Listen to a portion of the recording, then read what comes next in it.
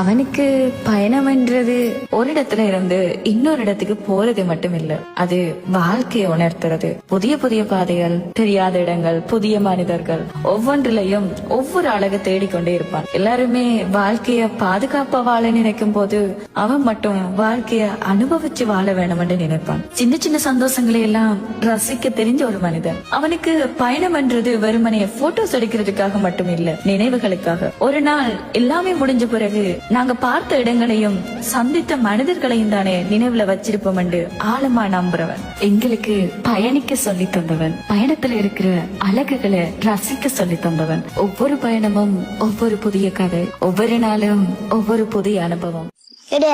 மற்றவங்களாம் பத்தி கவலைப்படாதே, இதே மாதிரி ஜாலியா இருக்க கத்துக்கணும்.